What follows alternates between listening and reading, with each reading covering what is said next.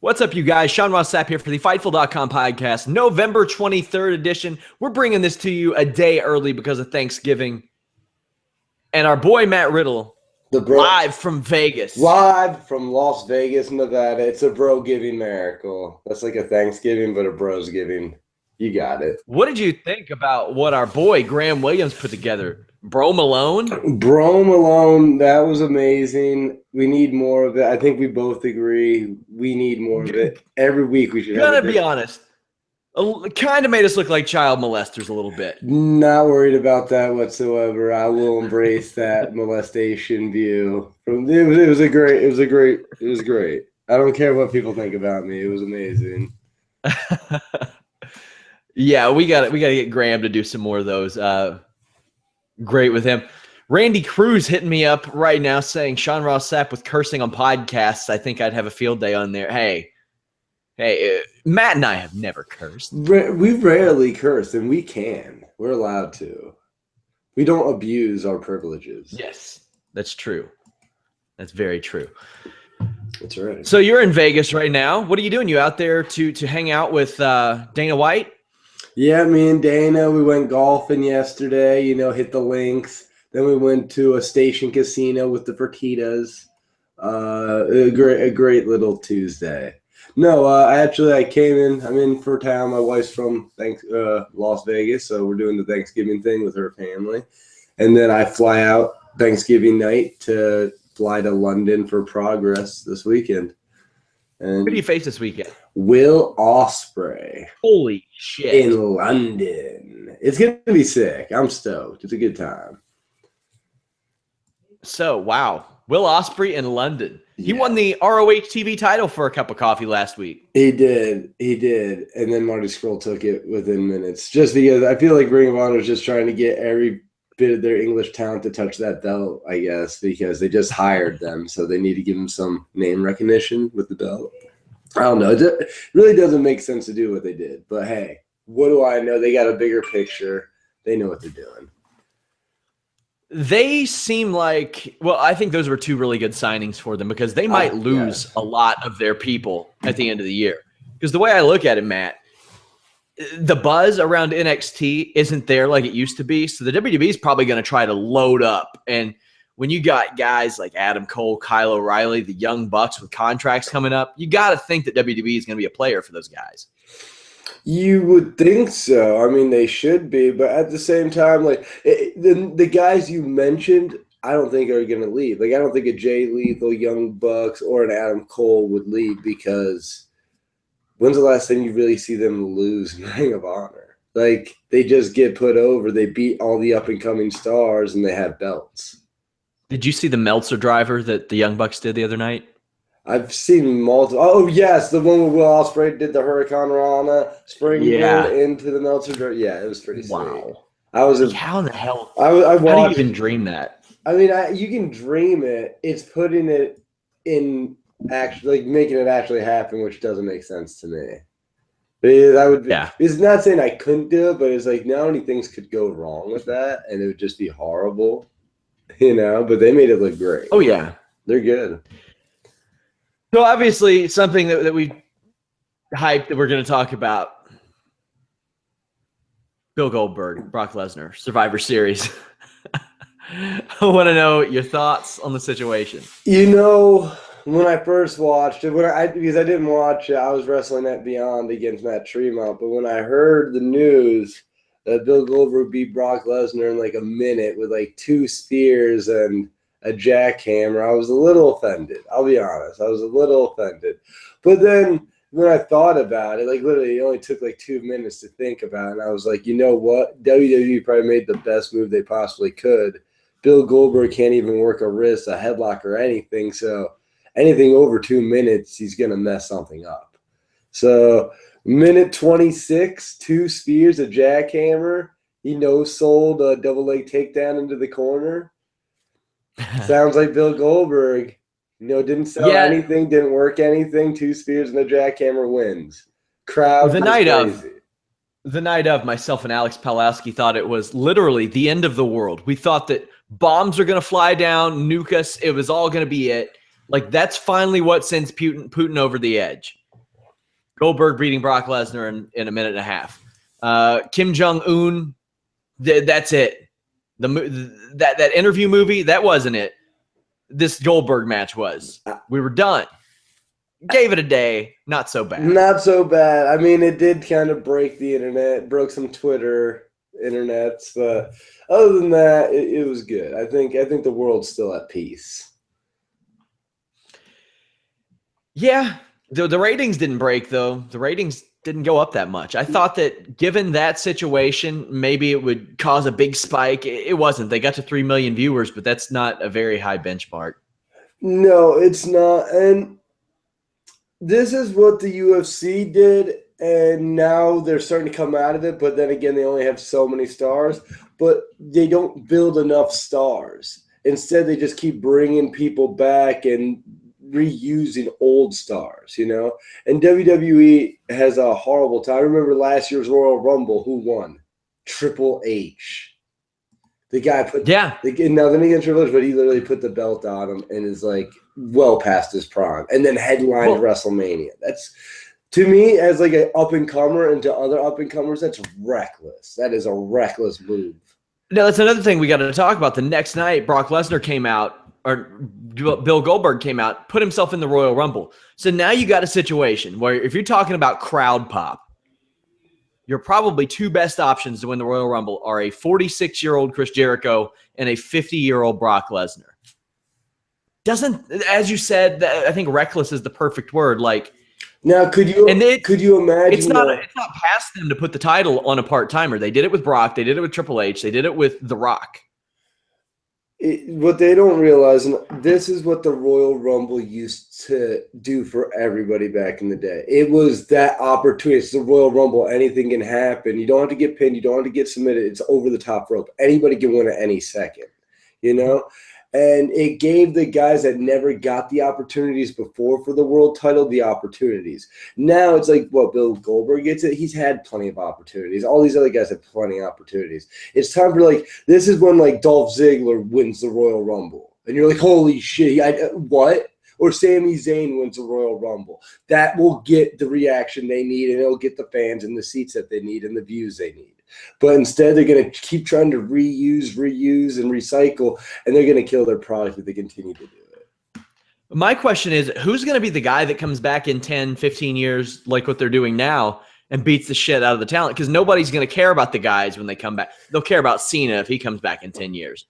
But, like, I don't know. Like, you got to use this as a catalyst to build new guys. Now, think about it even like this. They brought in all those cruiserweights, top talent, top-tier guys, and they only wrestle each other. It's like, if it was me, I would have, like, Cedric Alexander wrestling Dolph Ziggler, or Cedric wrestling somebody else, and making those weird, wacky matches. And not just that, because then Cedric, even though he's good, he would get the rub from Ziggler or get the rub from Cena or whatever and so forth, kind of like Adrian Neville and all those guys, and that's how you build people up.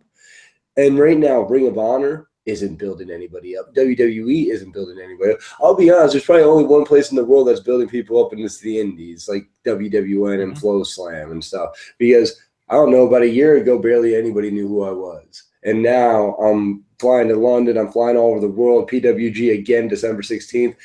And it's just like, yeah, because these companies don't build anybody and they don't become valuable, while people that know what they're doing, like Gabe and Sal and others, know how to make people valuable and wanted. I know who you are, Matt. Thanks, bro. I appreciate it. I interviewed you back in your Titan FC days. Yeah. And then when I found out you were training at the Monster Factory, I was like, I got to interview that guy again. And you know what my boss at the time said to me?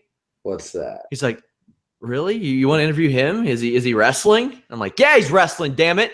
Hell yeah. You know, it's funny, last night I was training MMA with a bunch of people, and they're like, so yeah, you wrestle now, right? I'm like, yeah. I'm like, well, you don't watch it? I'm like, go on the YouTube and watch it. He's like, all right, I will.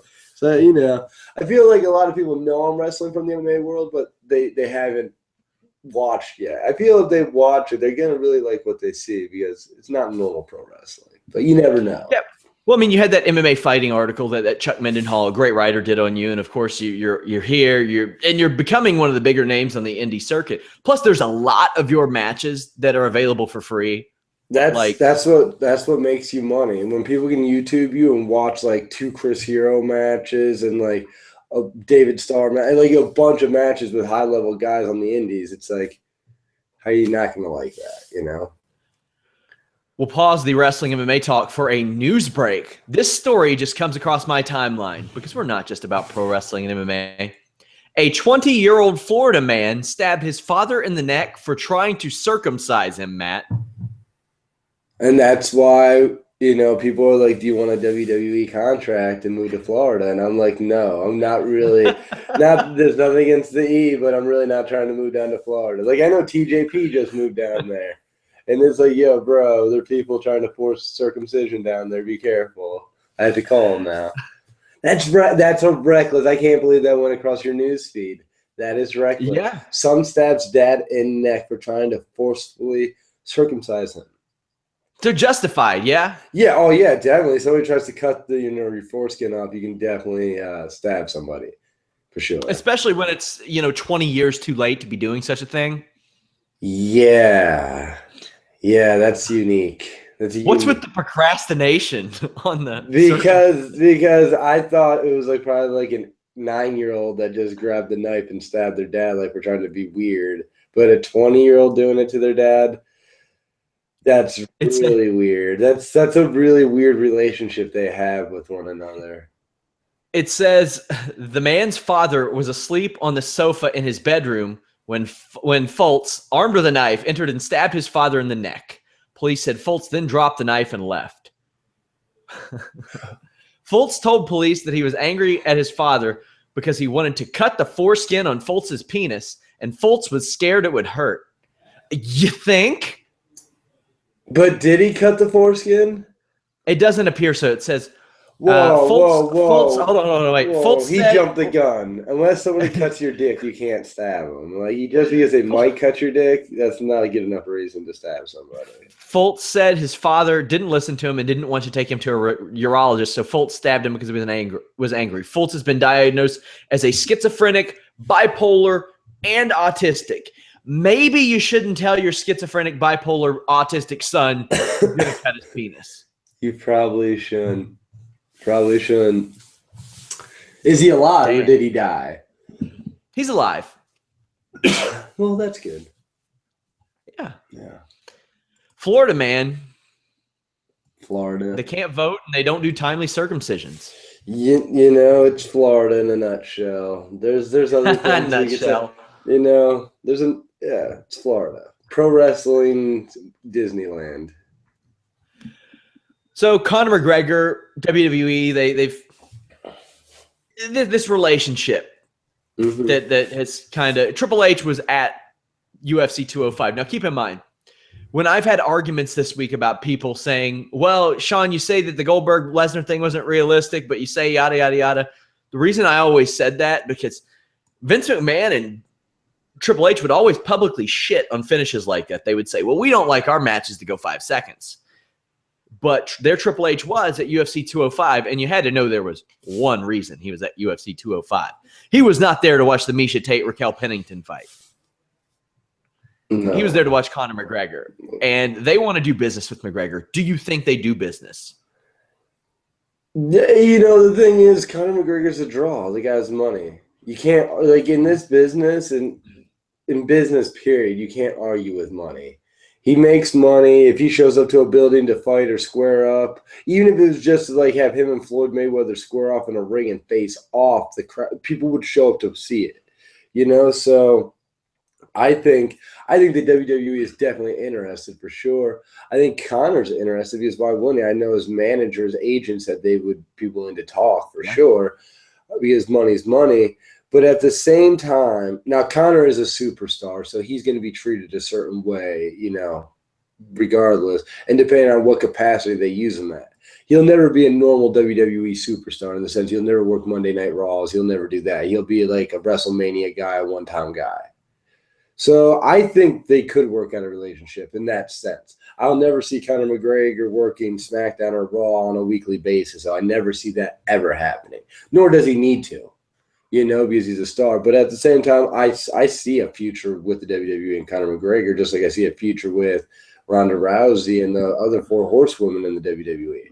The funny thing is I see all these other people in MMA and they're okay. I personally don't see where I fit in the WWE profile unless they put me over hard. Really? Yeah. Well, yeah, because it's like, what? What are you going to do? You've got the background. I got the background, but it seems like, like Conor, he's a little guy and he's got a big draw, but he doesn't work. He won't be there every week. And you got Ronda, who's the same way. You got Shayna Baszler, who would probably do more of the road work, kind of like me, but at the same time, we don't have the same name recognition as they do because we haven't been given the same opportunities. Interesting that you mentioned WrestleMania because obviously that's where they would want him. Of course. Dana White says Conor McGregor's not fighting until after May because he's awaiting the birth of his first child. And he said that Conor McGregor's girlfriend, Dee Devlin, gets very nervous, understandably, when he fights. So that's about, at least 6 months off. WrestleMania is in that period. Do you think we see a WrestleMania appearance? I do.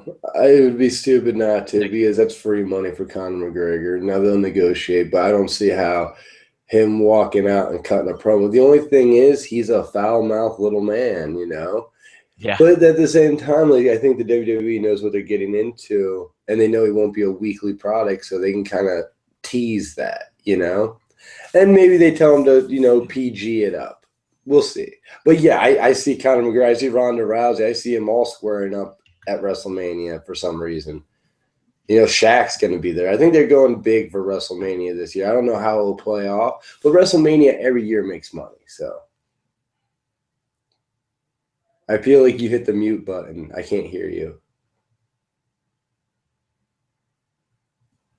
Can you hear me? I can hear you now, bro. Okay, I can't hear you because my mic messed up. I'll fix it. Does it work now? Either way, I'll have you while I repair the audio here. No audio? No, I can hear you. You can't hear me. Nope, can't hear you. Okay. Should the UFC be worried about draws? Yes. Yes. So you talk about that. You talk about that while I fix this. Okay. Yeah, the UFC should be worried about draws, especially if their talent like Ronda Rousey or Conor McGregor is going over to another place, even if it's not a mixed martial arts business or organization. Pro wrestling, the fans are pretty similar, You got it back? Yeah, I got it back. Sweet. But the fans are extremely similar. A lot of my fans that watch pro wrestling watch MMA as well, so I think that's where the competition is. It's different, but at the same, it's very much the same, Well, I mean, that's the boat WWE is in. And Dana White says, well, we're not worried about losing our pay-per-view draws. Well, you should because WWE wasn't. And now where are they? They're getting their lowest ratings ever. That's true. That's true. But I really think what the WWE's problem is they're not original. Right now, they're not being original. And there's certain people they let be original get super over and get super great reactions and are the reasons why there's anybody in the crowd. You know what I'm saying? You got Kevin Owens and Chris Jericho, which is hilarious. You got the New Day. There's different groups, but hey.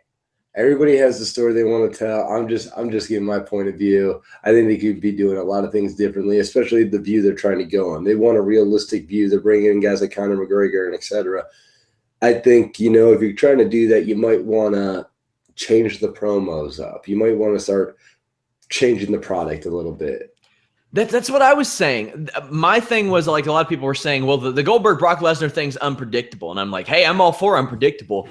But there is no standard in wrestling recently or in WWE recently where that is a thing. Like Sami Zayn's got to be winning with a Blue Thunder Bomb sometime.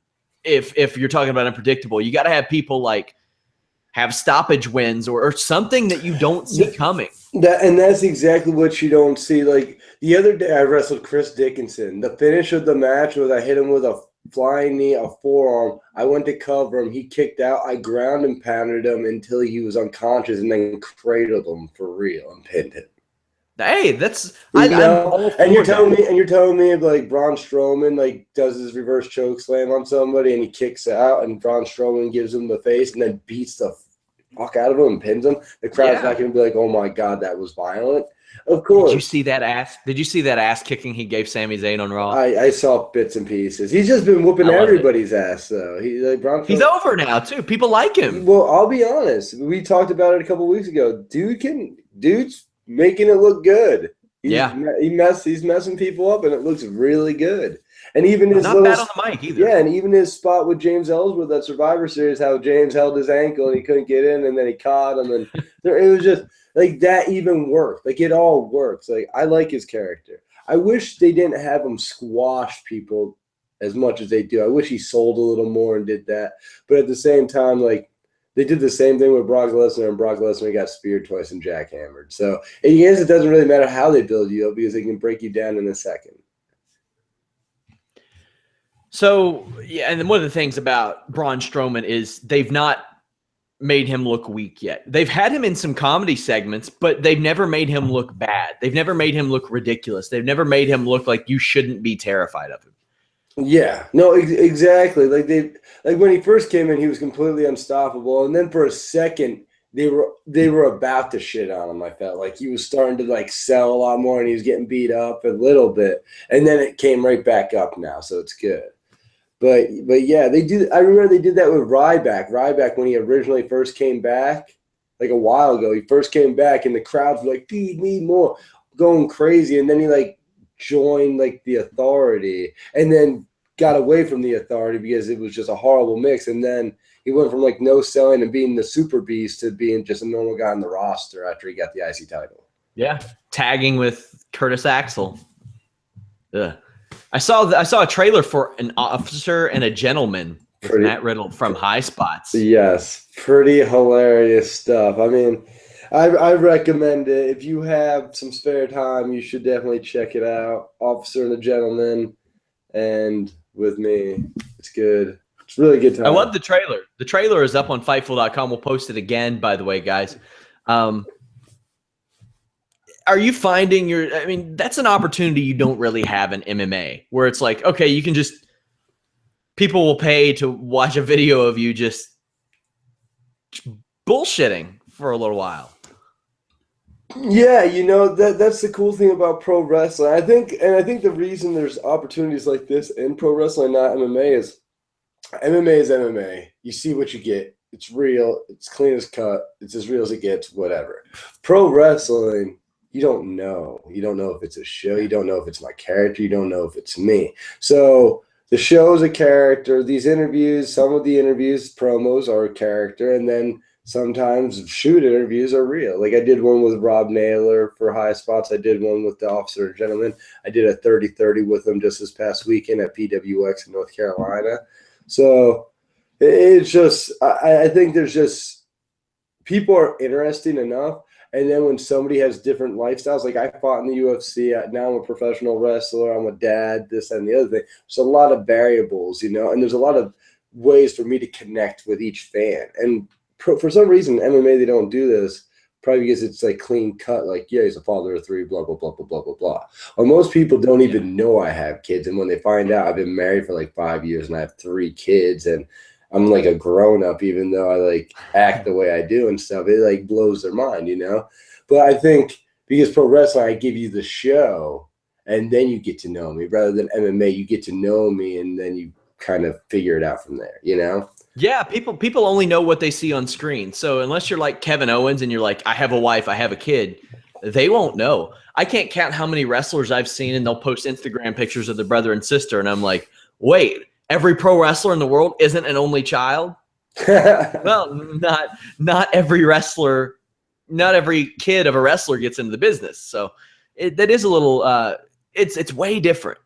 It's way different, but that was my biggest complaint about mixed martial arts. And like I said, and the UFC does give certain people opportunities, like a Conor McGregor or a Dan Hardy or a Ronda Rousey, etc. But in pro wrestling, they give everybody the opportunity because they're looking for stars and they're looking for who shines through, And like I said, there's the character and real life in pro wrestling, while in MMA, it's just real life, real life. You gonna invite Dan Hardy to come watch your match with Will Ospreay? I already did. I Did you? I invited Dan Hardy to this match. I invited Dan Hardy to my matches in December 18th, when I wrestled Zack Sabre Jr. and IPW. I've invited him to both of them. Like, bro, show up, see what happens. I'm not saying I'm gonna beat you up, but if you fucking put hands on me, see what happens. You said you could fight 155, bro. I weigh like 215, 220, and I'm shredded suplexing dudes on their heads. And I just sparred last night. I can still kick the shit out of anybody. So it's like, bring it, Mr. Hardy. I'll smash your little red mohawk in. It's all good, bro. Does he still have the red mohawk? I would imagine it's the only thing he had going for him. Last time I saw him, he was like in Cambodia having some like voodoo talisman guy blow smoke on his mullet hawk or whatever he had. Guy's trash, whatever. I wish Flow Grappling would put that together. Well, I talked to Flow Grappling, and I don't know who I'm gonna say I don't know who I'm grappling, because I heard they were talking about Jon Jones and Dan Henderson. But I guess if that's happening. Yeah, so if that happens, that happens. But I think they're still looking for a match for me, hopefully against like Vinny or something like that. So that'd be cool. Yeah.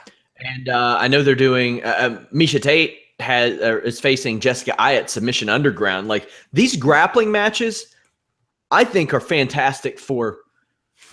It's just a good thing. Like, it's another credential. It's another way to put eyes on you. It's great. It's great. It's great. Like the whole time I was in the UFC, especially when I was in Bellator, I got hit up to do Metamores, and Bellator would not allow me to do Metamores. And I was. You probably wouldn't have got paid anyway. Well, yeah, I know, but still, it was a grappling match. And I'll be honest, this was like the second Metamores, so I probably would have. Yeah, you might have got paid. Dude, I would have got paid. It was the second one. They still had money. Now, they have, I think, under contract the guy who ran Metamoris, as he's trying to make money to pay off his debts from Metamoris. That's brutal. Yeah, that's brutal. You think he would have picked a different business? Like, no, you would have thought. I figured it out after all the mistakes I made. I figured it out now. Now I can make money doing this. Okay. So, like, I love that people like Chael Sonnen are looking at this and they're going, okay, well, I can get these high-profile names. Jon Jones can't fight, but he can grapple. Miesha Tate's retired from MMA. She ain't retired from grappling. Matt Riddle doesn't, necessarily fight anymore. He can grapple. Why not? Why not? Hey, get the fighters some money, get some interest. That gets more people to Flow Slam. I think it's brilliant. And not just that, for an athlete like myself, for a fighter, now there's always risk when you go on a mat. But when you're not punching, kicking, elbowing, like trying to split somebody's face open, grappling's a different sport. Not saying people can't heel hook you and ruin your career or whatnot, but at the same time, a lot different. And a guy like me, like, yeah, do I want to step into a cage and fight for a limited amount of money? No. But it's like I would go onto a grappling mat and grapple somebody for an okay amount of money. You know what I'm saying? Because the risk, it's worth it. The risk is worth the reward. While fighting in a cage sometimes it does not work out, Yeah, anything can happen. Like, you can never just rule anything out in an MMA fight. Dude, you could get speared twice and jackhammered and just be out in an MMA fight. By a 50-year-old man. By a 50-year-old man, and then he'll bring his kid into the ring and make him take his shirt off, and you can see him and his son work out at the same gym. So I guess that's cool. I shouldn't bring up Goldberg's son, being whatever, bro. You're gonna get jackhammered and speared twice. Let's see, like, unless they pay me to take it, let's see him try. Let's see Goldberg try. I'll put his 50-year-old ass on the floor. I guarantee it, bro. I'll take open challenge. I'll take that grappling match or fight or boxing, whatever. I'll do a spear contest. Whatever. Spear contest. I will beat Brock, or not Brock. I'll beat Goldberg at anything. Other than football. Other than football. He was pretty good. I saw some highlights. He was pretty good. Yes. Yeah, he was a pretty good football player, which, I mean, anybody who made it to the NFL got to be pretty good. Well, I saw Brock. They compared, like, Brock and Bill Goldberg. And, like, Brock, he didn't play that much, one. And then, two, it's like, I feel like Goldberg was on, like, a really good team. And they put some really unfavorable highlights of Brock Lesnar in there. That was really weird. Like, they had the video, and if it was the one the NFL put out of Instagram, it was like Brock Lesnar getting tossed around and Goldberg just running through people. Now keep in mind, Yeah. Brock Lesnar was 26, hadn't played football since high school, and still almost made the team. That's unheard of. That's unbelievable. Yeah. Had he been like 4 years younger, they may have just put him on the team. Yeah, and let's be honest, he beat Mark Hunt regardless of sauce. He's beaten Frank Mir. He's beaten Randy Couture. He's beaten Nogueira. He's beaten a lot of really. He didn't beat Nogueira. He did? No, he didn't fight Nogueira. Oh, I thought he beat Randy Couture. Randy Couture beat Nogueira. No, Nogueira beat Randy. He beat Shane Carwin. Yeah, he beat Shane Carwin. He beat Shane Carwin. That was a big one. So he's beaten some pretty good people, and he's a good pro wrestler and all that jazz. So speaking of heavyweights, Matt Mitrione and Fedor. Mitrione might win that fight. Yeah, Mitrione's a big heavyweight. Fedor, older. Like I said, I think it's a win-win for Mitrione. He loses, you're supposed to lose. It's the Emperor. It's Fedor. If you win, you just beat Fedor Emelianenko. Now, you're going to have naysayers be like, well, he's old, whatever. But at the same time, how MMA is. A win's a win, a loss a loss. It doesn't matter how old you are or when it happens. That's your career. So I think it's a big, good fight for Matt Mitrione. Fedor, it's another fight for Fedor. I will see if he has it. I know he can fight, but he got pummeled by Fabio Maldonado. He got pummeled. Yeah, there was parts in that fight, and Fabio's not bad. Like I talked about it, that guy's good too. But he can box. He can box, but at the same time, it's like Fedor should have just. You know how I feel about fighters continuing to fight and fight and fight. You're just asking for it, bro. It's just like you're playing the odds game. Eventually, you're going to get flashed. It's just how it works. It's just you can't step into a cage like 30 times and be like, I'm not going to get knocked out once. Come on. Why do you think he won't sign with the UFC? It's been reported that they have offered the best financial deal to him each time. We talked about it. It's the level of competition. He goes to the UFC. They're going to put him against a top 10 guy right off the bat, and he's probably going to get his shit pushed in. Then there's nothing against Fedor. Fedor in his prime would have won the heavyweight title in the UFC multiple times. Probably would have been the best UFC reigning heavyweight champion in history. Oh, especially, back when Fedor was running things, Tim Sylvia was the heavyweight champion. This is typical UFC style. They did it with Eddie Alvarez, and nothing against him, but by the time the UFC got Eddie Alvarez in the cage for the UFC, it was like he was already weathered. And it's the same thing in this situation. By the time he gets to the UFC, Fedor, he's already been to Japan, Russia, and he's fought all around the world multiple times, and he's weathered. He's older, and he doesn't have it anymore. But this is a perfect time to pick him up, put him against one of your up-and-coming guys, have your up-and-coming guy beat him, and then you're like, look at this guy, Joe Rogan, put him over. Oh, yeah, he beat Fedor Emelianenko, and you know how Rogan does it. Like, I'll be honest, man, one thing I hate about Joe Rogan, I'll say it right to his face because I don't care, it's like, I hate how he can literally look into a camera and sell you a fight that he knows is shit. That makes me angry. It's like you should be like, yeah, well, this is how it's set. It could go this way, but this is how have you never been on his podcast? Probably because I don't because I'm honest. Because I'm really honest. He's off that screen. Bottom up. But yeah, maybe. I'll be honest. I remember in London, I hung out with him at the Playboy Mansion park. I remember I hung out after my fight with Nico Sipsak. I was in Manchester, and those guys, him and Eddie Bravo, were two douchebags to me. Because after my first, and they were basically like they're gonna go burn, and they basically didn't want me to, I was like, hey guys, what's up? And they basically just, oh, we don't know what you're talking about, bro. And like I was like, oh really? Oh, really? And that's why in San Diego, when Eddie Bravo had a car problem and needed a ride, I was like, yo, that fucking sucks, bro. You should probably figure it out. And I walked away. Because it's like, you're a douche. And Joe Rogan, you're a douche. It's like, yeah, I'd say I love you because that's what the crowd wants to hear. I'm getting them over. But it's like, you're a douche. You'll put any fight over. You'll say whatever. You'll say Nick Diaz, how could they fire him or suspend him for 5 years? But Matt Riddle used marijuana as a performance-enhancing drug. So you'll say whatever you want. You get paid to say what you say. You're a bitch, Joe. Did he say that? Yeah. Did he say that he used it as a PED? Yeah, I use weed as a PED while Nick Diaz just used it as like a supplement, whatever. But yeah, I'm a bad guy. Nick Diaz is, and Joe Rogan knows everything. He knows about fights. He's never fought, but he knows more about anybody else. Good stuff. Joe Rogan's trash. Joe Rogan, the challenge is also to you and Bill Goldberg. I really hate guys in that spot that don't know what they're talking about, put fights over and shouldn't be there. Collecting checks you don't deserve, bro. I can't say a lot about that personally. I'm here. But it's different. You're not lying to people.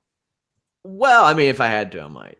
But the thing is, just kidding, guys. But Joe, at least on his show, he seems to like kind of cut the shit. You know what I mean? I've seen his podcast, and it seems like on his podcast he does keep it 100. I'll give him that. Like, I mean, did you see like the truth that he laid on Brendan Schaub? Yeah, and I loved, and like, that's the thing, on his podcast I see that, but then I see him in the UFC in front of that camera on those like countdowns and this and that, and I see him literally lying through his teeth, and it makes me sick. Sure. He's collecting a check, so he's just gonna lie, do what he's told, and it makes me sick. Yeah, I can understand that. That's it. I mean, the Brendan Schaub thing, I mean, I think that had implications like further than anybody realized. But because of that, Brendan Schaub was hit with that truth bomb, and he said, I can't fight anymore. I'm going to go all in on this podcast thing. And Brendan Schaub has a pretty goddamn successful podcast. I mean, that's his career now. Now you got more fighters. You got people like you realizing, okay, that's something I can get into. You got people like Misha Tate. I wasn't even gonna do it. You guys hit me up like, hey, I was just chilling at my house playing on my wrestling mats. That's all I do, bro. Hey, we hunted you down. Hey, man. We were like, I'm glad it's been good. I get to do something every week now for sure. Yeah. That was something my boss James and we had discussed. We were like, you know what? We need Matt Riddle because we do the pro wrestling MMA crossover thing. We're like, well, that's kind of natural. It is. It's quite natural. Having the Super Bro on the show. Ooh, I like Super Bro. I've been doing King of Bros, the Bro Bros. Super Bro. What else can you do? Well, I got others. Like I watch a lot of Dragon Ball Z, so like I might be like Brogeta or Broku or Brohan. Did you hear about what happened to Yoel Bromero? No, what happened to Bromero? New York suspended him for 2 months for jumping out of the cage after his fight. That's what happens. Good. So no problem there. Okay. Not for me. Kelvin Gastelum, did you hear what they did to him? No, but he should be taken out back, beaten with a baseball bat, and fired. Oh boy, if they didn't do that, they didn't do enough. I'll say that right now. So the guy's missed weight how many times? The guy's a loser. Dana White called me a loser for smoking pot when I had a medical license. I always made weight. I was on a 4-fight win streak, bro, and my abs are sizzling. This piece of trash can't even make weight. Barely. I'm not gonna get into it, bro. It's ridiculous. It's ridiculous, bro. So what did they do to him? How did they punish him? I hope it was good. So he didn't even show up to weigh-ins, right? He didn't even show up to weigh-ins. He didn't show up. He stopped it. He didn't show up. So here's what happened. The Kennedy Rashad fight got moved to Toronto 206. Rashad is out of that fight again. Like, he can't get licensed for whatever reason. We won't go into that. Kennedy was offered Gastelum and on the spot said, yeah, sure, why the hell not? I'll beat his ass. Yeah. But then New York gave him an administrative suspension of 6 months for failing to show up to the weigh-ins. Now, normally administrative weigh-ins only apply to that state, but it is now recognized by the ABC, which is kind of like, well, it's like overseas. Even when you get banned in one state, even though it's not another state, the other states respect that state's ruling because then if they rule on something, well, that state's not going to respect it. Yeah. And at the same time, you won't be able to fight other places. They do that for a reason. 6 months, 6 months is a little extreme, I'll be honest. But at the same time, to literally have the audacity not to show up to weigh-ins when they fly you into a city and they pay for everything and do everything, that's a low move. That's a lowman move. Yeah. And usually, well, the difference between administrative suspensions and normal suspensions is usually the administrative, even there, just like cool with like, okay, you just don't come back to New York for 6 months. Yeah. But Toronto and Ontario, the Ontario situation, they're not going to let him fight. So Unfortunate for Tim Kennedy because the guy can't catch a break and can't get a fight. But Gastelum, I think this type of stuff has to happen. You either fired, make the damn weight, or fight at a weight that you can. Yeah, fire. I'd be you're cool fired. with that too. No, you're fired. If you look somebody in the eye and you're like, hey, I'm going to sign for $25,000 to fight at 170 pounds, and you don't even show up to the weigh-ins because you know you're not going to make weight, you're fucking fired. I literally did my job 100%. The only thing that happened is I used my medicine 3 weeks prior to a fight. I remember you saying, well, I've got a quick solution. I'm just not going to take short notice fights anymore. But it still happened. So what caused that final one? Well, honestly, I know people might say I'm crazy, but I quit 3 weeks out. I've quit 12 days before fights and passed drug tests. I'm pretty sure there was a little fishy something going on. At the time, I was having a big argument with Joe Silva because he lied to me about the Dan Hardy fight. I was in arguments with Michael Mersch about TRT because they didn't want me to mention it or bring it up anymore because it was a big topic at the time because they were allowing fighters to use TRT. And I think all these things. And I literally said at the press conference before the fight that I'm going to ride like Chain Mills like a pony and I'm not going to finish him. I'm going to beat him because I wasn't given the fights I was promised. I said that. So and then how did Joe Silva lie to you about the Hardy thing? Okay, they offered me the fight against Chain Mills. They go, we want you to fight Chain Mills in February in London. I go, I would love to fight Chain Mills. I do not want to go to London. I go, last time I was in England, they spit on me. They called me a cocksucker, this, that. It was awful. I don't want to do it. The food's horrible. The travel's horrible. Everything's horrible. Don't want to do it. They go, if you do this, we'll give you a fight with Dan Hardy if you win. Okay, send me the contract. I'll go to London. And literally, I didn't hesitate. I was like, okay, you said what you knew you had to say to get me to take this fight. And I knew a fight with Dan Hardy would put me over, you know? So I was like, yeah. So I agreed to that. Literally 3 weeks prior to the Chain Mills fight, Dan Hardy signs a contract to fight Matt Brown 3 months after my fight with Chain Mills. And you know how Dan Hardy is. If he would have fought Matt Brown 3 months later, he's not going to fight for another 6 months because he was getting paid really good. So that would have been a 9 months before I fought, and I have 3 kids. Fuck that, bro. I flipped out. I was like, you lied. You literally lied to me for me to sign a contract. You lied to me to get me to do what you wanted to do. That's bullshit. And then Michael Mersch and all that stuff. It's like we do interviews like this, and somebody's like, so you can't use medical marijuana because it's a performance enhancing drug, but other fighters can use testosterone replacement therapy. And I'm like, yeah, does that make sense? And they're like, no. I go, I didn't think so. And then I'd get yelled at by the lawyer, Michael Mersch, like, don't talk about that stuff. And then when I remember I won my fight against Chain Mills. I'm walking to the back and I'm like, hey, like, do you guys need me for the conference, the post-fight conference? They go, no. And I mean, I was on the main card fighting Chain Mills and stuff like that at a UFC fight night. And they're like, no, we don't need you. Literally 3 days later, you're fired. Do you think that they were expecting or wanting you to lose that fight against Chain Mills? Yes, because the first time I fought in London, I'm way better than Nico Sipsak, but I was jet lagged. I was sick. The weight cut, everything that could have went wrong went extremely wrong for that fight. And I didn't train because I honestly didn't think Nico Sipsak could fight at all. And I know that's reckless because he's in the UFC. But hey, I was on a 3-fight win streak, and I literally thought, I was like, this guy can't fight, you know? And I was humbled. You know, I got spit on, called nasty names, and got beat up. And after that, it never happened since.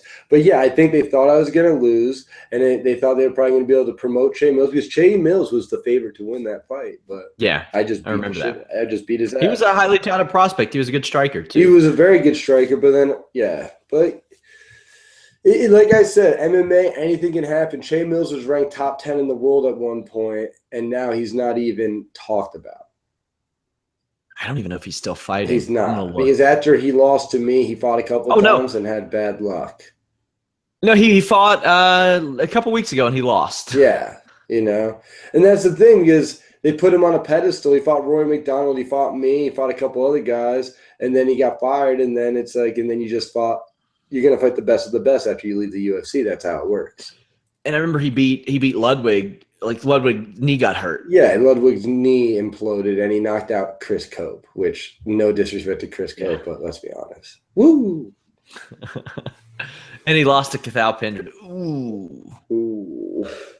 Ooh. Ooh. So yeah. Damn. So that's what happened in that situation. That's how I was lied to and manipulated. And then in my situation when they finally shit canned me, it was kind of like you're fired for that. And it was kind of it was bull. It was bull. I would not be surprised. Who fired you? Who was the person? Michael Mersch is the one that called me and fired me, their lawyer. And I was like, really? I go, send me my drug test results now. I go, I don't believe that. I go, I quit far enough. I go, I quit 3 weeks out. I go, I never failed a drug test, quitting like 2 weeks out or less. So it's like, send me the results. He goes, well, maybe you should have quit 6 weeks out. I go, no, motherfucker, send me my results now. And Did they? And well, he said, well, I don't have them right now. And then 2 days later, he finally got them to me. And it literally, I could send them to you. Like literally, they are, all the results and numbers are there. When it comes to the test for THC metabolites, there's no numbers whatsoever. It just says failed. It's almost like somebody took whiteout, went over the numbers, and then just failed over it. That's what it looks like. I could send it to you. That's exactly what it fucking looks like. And I was like, this is bullshit. But at the same time, at that time, I just wanted to get back in the UFC. I was making like 50, 60 grand a fight because I was fighting there for 6 years. And I got multiple fight of the nights and submission of the night. So it's like, I just wanted to get back and finish my career in the octagon. And then when Dana ripped me apart and this and that, it was like, I guess there's no chance of this happening again. Yeah. Unless I get so over, they have no choice. So, I mean, you're living comfortable now. That's the thing. Like, people are like, you miss fighting? It's like, no, fighting sucked, bro. Like, I liked fighting and getting punched and punching people back and doing all that. It's awesome. But I didn't like cutting weight. I didn't like dealing with people like Joe Silva and Dana White because they're liars and scumbags. Let's be honest. Let's be honest. Like, when's the last time they did the right thing? They don't do the right thing. They're bad people. So it's like, honestly, I'm so glad. And then like wrestling the indies, like that's why I don't even want to go to a bigger company wrestling, because like wrestling where I do now, people are still like really humble, respectful, and good people because they haven't got to that level of success where they had to make those shitty calls, Yeah. And I feel like once you make one of those shitty calls and you get used to it, it changes you, Sure. I feel like I'm working with more of like a grassroots group, and it's awesome. Like PWG is awesome. Evolve is awesome. Beyond's awesome. Everywhere I work is amazing. And it's like smaller, but it's a more fun establishment. I get to be creative, everything else. It's amazing. Fuck Dana White.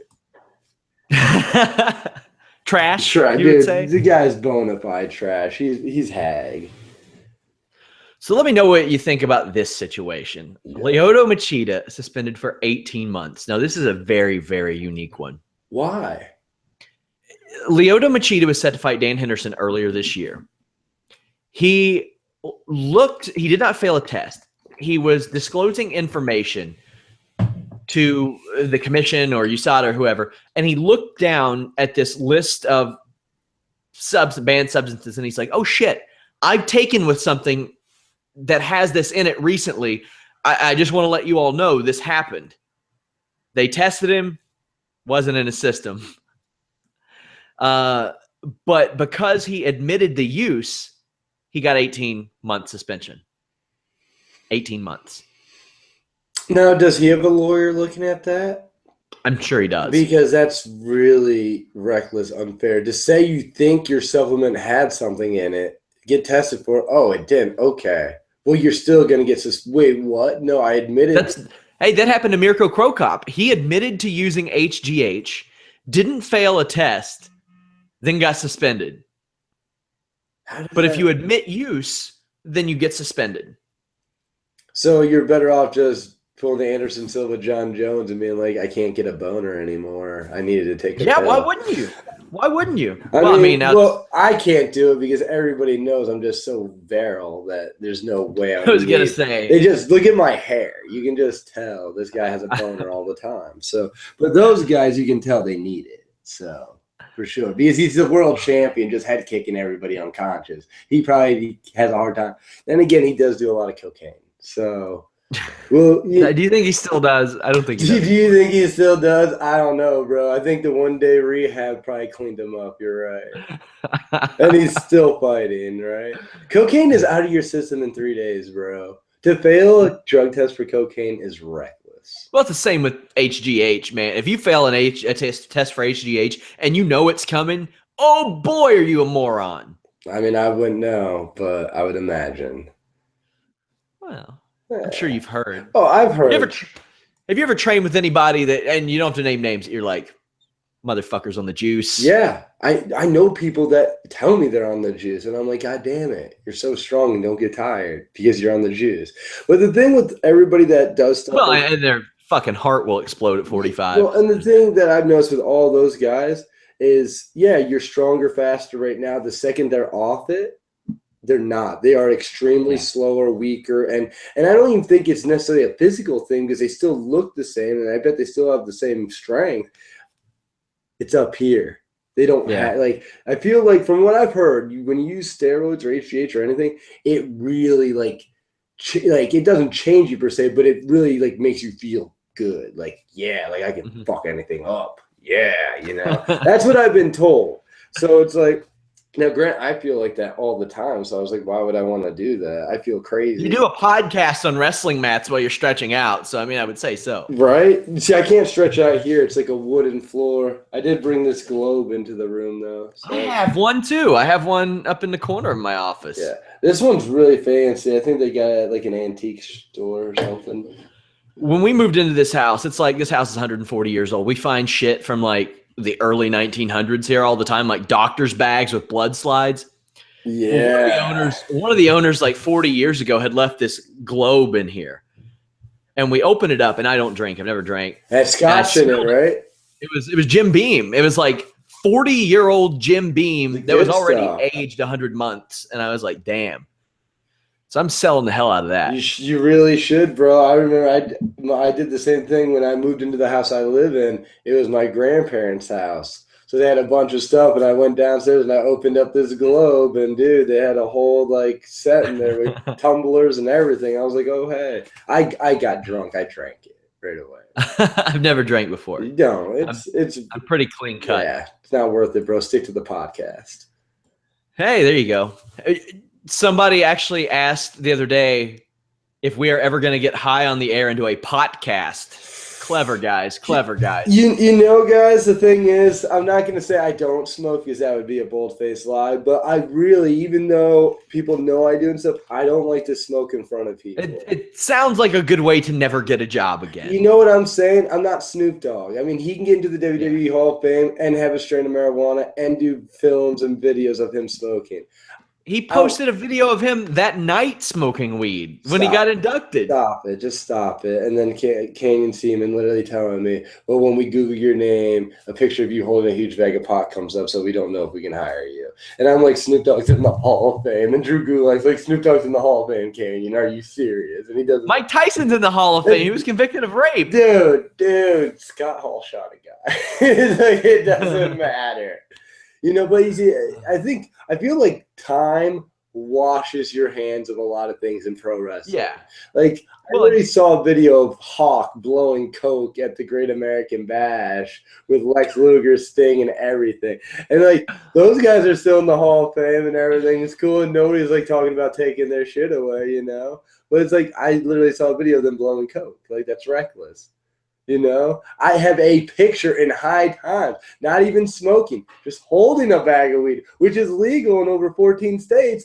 And they're like, bro, it's just bad for business. Well, I mean, they make offers to RVD all the time. Like, he's under like kind of like an open door policy with WWE. Now, I don't know if you know this. It's been announced. PCW and Pacific Coast Wrestling, January 20th. I will be wrestling there. Now, Rob Van Dam is there. I don't know if I'm wrestling him. He's not booked against anybody yet, and neither am I. But if I was a gambling man, I would say most likely that's going to happen in California, January 20th, right after my 31st birthday. So I'm pretty excited. God damn. Gosh, you're younger than me. Jesus. What, you 32? I'm 31. You look good, though. You look good. We both look really young for our age. It's probably because you don't drink or smoke. Hey, it's what happens when nobody can punch you, right? Yeah, well, I don't know. Yeah. I don't know. I got punched a bunch. I still think I look okay, bro. Come on. I've got really, really thick skin though. Like in the time I trained or wrestled, I never got cut open, anything like that. That was very fortunate. But also, I would cheat a lot. That's a rare trait to have as like a more pale white guy too, because usually the whiter and more pale you are, it's more like your skin's more like tissue paper. Dude, I tan so well in the summer, like it's Me ridiculous. Too, bro. Look at as soon as fall hits, I'm like a ghost. It's crazy.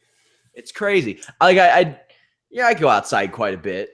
Me and the wife like to go run, stuff like that, and I tan like immediately. I'll go outside, run a couple miles, come back, I'm tan. But as soon as that weather hits like 40 degrees, I'm Casper. Kentucky jogging with the wife. Sounds like fun. Yeah, it's not. It's really not. I smoke her all the time. Like she doesn't train. She tries. See, my wife trains all the time, but I still beat her too, and I'm competitive. To be completely honest, but my wife is like legally blind in one eye. Had she not been, she probably would have trained and probably could have been an okay kickboxer. I don't know if she would have taken to MMA well, but she probably could have. You know what's funny, Sean? I've never seen your wife, and then you're describing your wife. You're like, yeah, I always smoke her in these races. She's kind of blind in one eye. Like. There you go. Oh, well, there's one of her eyes. Oh, right on. Sweet pick. With the pine. There's me. There's me about to smoke. Well, the glare affects you look like it already happened. Yeah. Good stuff. Is that the good eye or the bad eye?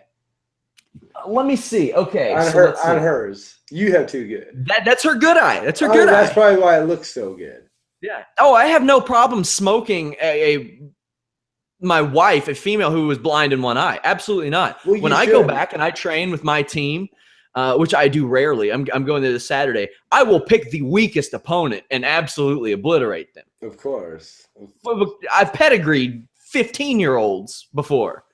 I have no mercy. I will do whatever it takes to make me feel better as a human being, and me feeling superior to those weaker than me on the wrestling mat is what does so. Because if I face somebody halfway good, I'm going to get my ass kicked. That's just how it is. I feel you. And you know what? It's all about fun. It really is. So you might as well do what you love. And if that's pedigreeing 15-year-olds, do it. Fun fact, she actually worked a match against me once. Oh, hey. We were running like like we had it was like I feel like weather was bad, but there were no shows on the event and we had to fill time. She literally, and I'm talking like the hokiest, shitty little 40 people at an event. They had me throw on a mask.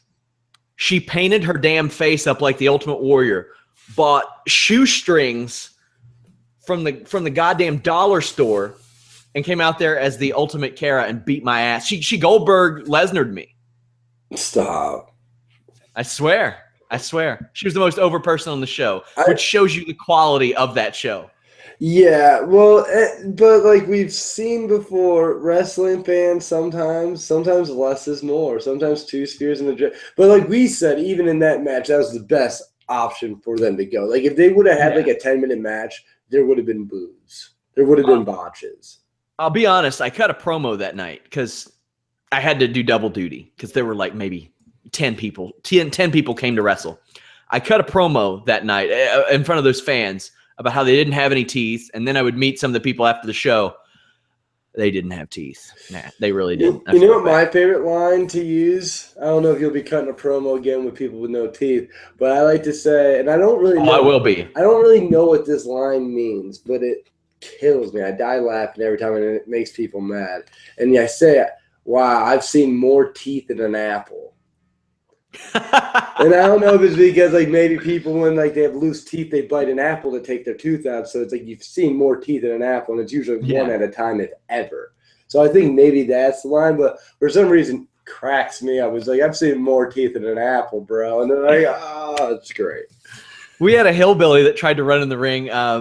My opponent went in my mouth and pulled out my mouth guard. I was so pissy about that, but he threw it in the crowd. And you could hear somebody go, do you want your mouth guard back? And I was like, no, nobody out there has teeth anyway. What are they going to use it for? And a hillbilly tried to run in and attack me. That's amazing. This is Portsmouth, Ohio. You think Kentucky's bad. Oh boy, we send all our crap up the river, and it ends up in Pittsburgh, Ohio. I believe it. Ohio. I've been to Ohio a couple times. Not a fan. I'm sorry. Yeah. Hey, you know what? It's like England. It's like I've been to London. London's nice. I've been to Manchester, not so much. And it's not. Hey, and I don't mean that mean. It's just what it is. You come to America. You go to New York City. Nice. You go to San Diego. Nice. You go to Newark, New Jersey. Not so much. You know what I'm saying? There are just some places you can't break kayfabe on, and Portsmouth, Ohio is one of those places to me. Yeah. Which is how it is. That is exactly how it is. Guys, follow us at Fightful Online, Twitter, Facebook. Follow Matt at RiddleTough7. What are you doing for Thanksgiving tomorrow, Matt? Tomorrow for Thanksgiving, hanging out with the fam. I'm here in Vegas, so gonna do the Vegas family Thanksgiving. We've been doing the Pennsylvania family Thanksgiving for the last couple years, so switching it up. I do fly out tomorrow night, tomorrow's Thanksgiving. I fly out tomorrow night at like 12 to fly back to Pennsylvania, and then the following day I fly out to London.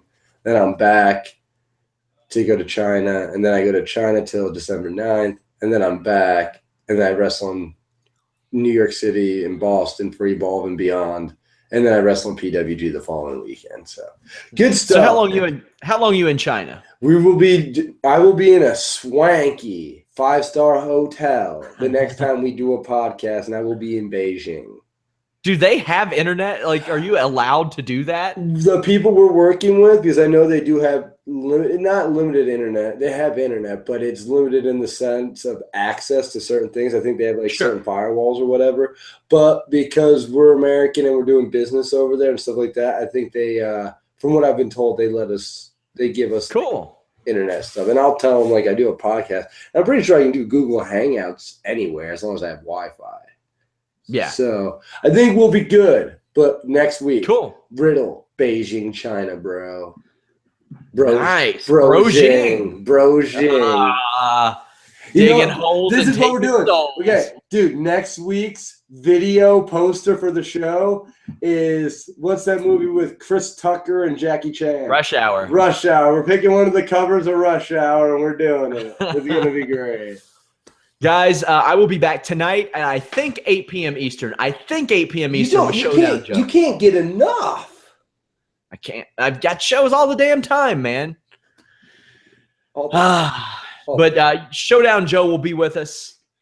Then we've got a little bit of a break, but we've got content all week long at Fightful.com. Visit it on your Thanksgiving, your Black Friday, your Small Business Saturday, your Cyber Monday. I don't know what the hell happened Sunday, but I'm sure we got shit up for that too. Yeah, and the thing is, guys, let's be real. It's a free sign-up. Sign up through your email, and you can watch all this stuff for free. You can watch us live every week. Or that way you don't have to wait like 4 days like a loser. Yeah, and you're getting up-to-date information, like dudes circumcising their kids in Florida, bro. Yeah. Website?